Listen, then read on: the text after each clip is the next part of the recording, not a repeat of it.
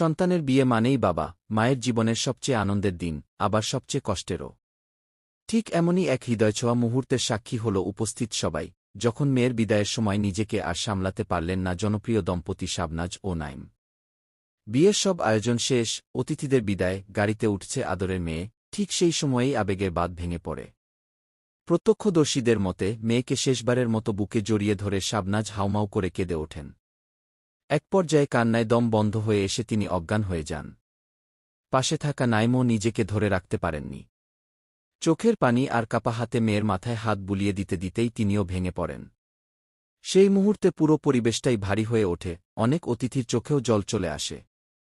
অনেকেই বলছেন, ক্যামেরার সামনে নয়, একেবারে খাঁটি বাবা মায়ের অনুভূতিই সেদিন দেখা গেছে। মেয়েকে ছোট থেকে বড় করা, হাসি, কান্না, স্কুলে পৌঁছে দেওয়া, অসুস্থ হলে রাত জাগা, সব স্মৃতি যেন এক মুহূর্তে চোখের সামনে ভেসে ওঠে।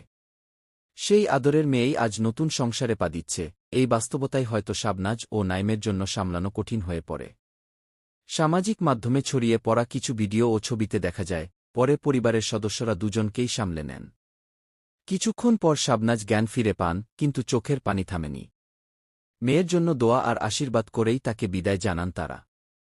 নেটিজেনরা এই দৃশ্য দেখে আবেগাপ্লুত। কেউ লিখেছেন, এটাই বাবা মায়ের ভালোবাসা, কেউ আবার বলছেন, এই কান্না কোনো অভিনয় নয়, এটা হৃদয়ের কান্না। কি মেয়ের বিদায়ের সেই মুহূর্ত যেন আবারও প্রমাণ করল, সন্তান যত বড়ই হোক, বাবা মায়ের কাছে সে চিরকাল ছোটই থেকে যায়।